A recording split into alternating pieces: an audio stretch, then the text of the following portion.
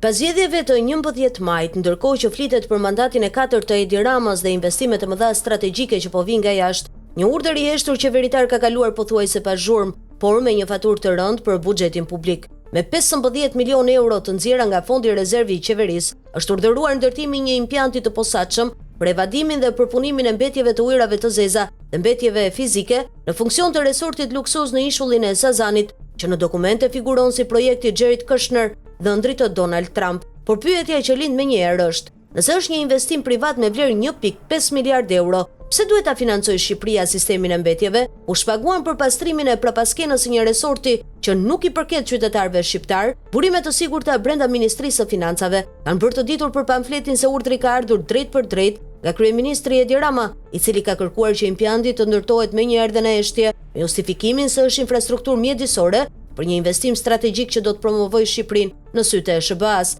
Por realiteti është tjetër.